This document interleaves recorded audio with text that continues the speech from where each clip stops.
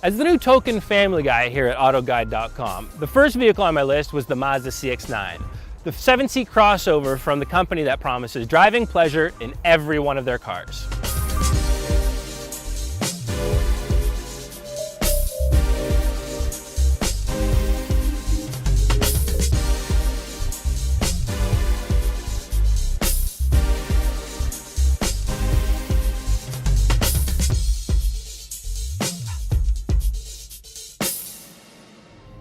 But we didn't book it for just 1 week. We've got this for a long-term test over several months. We'll be testing every aspect of its capability and its practicality, from a towing test to the family camping trip, and you can bet we're going to throw it into one of our comparisons.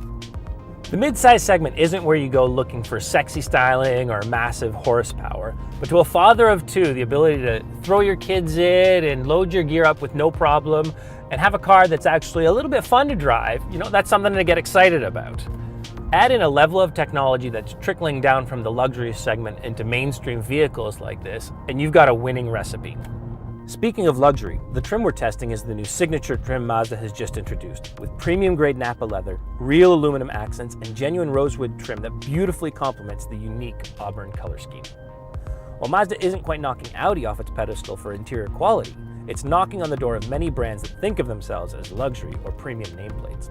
Yet despite how nice it looks, the driver's door armrest is already losing some of its padding, meaning my delicate elbows are taking a beating.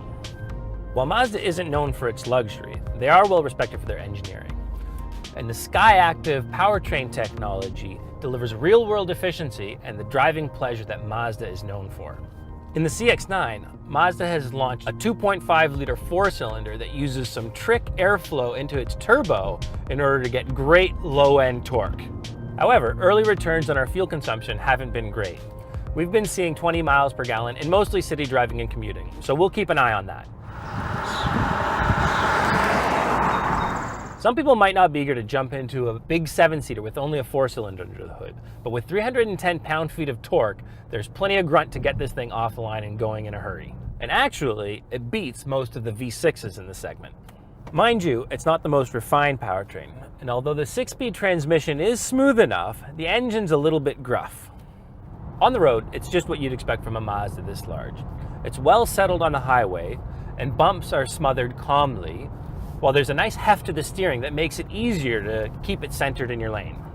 It's also loaded with driving aids like adaptive cruise control, lane keep assist, and forward collision alert, so you've got that extra level of safety while you're driving, whether on the highway or in the city.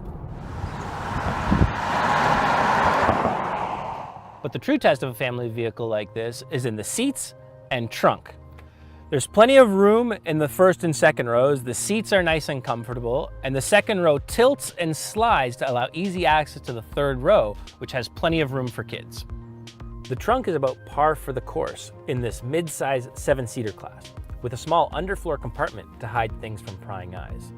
But with the seats folded, cargo capacity is far less than its main rivals from Toyota and Honda. The CX9 is an ideal vehicle for us at first glance, with enough room for my family and a couple of nieces and in-laws as well, enough efficiency to keep the household budget in check, and just enough of that Mazda driving DNA to make it fun to throw into a corner. With several months ahead to test every aspect of the Mazda skill set, we'll dive deep into every part of its capability and technology in future updates.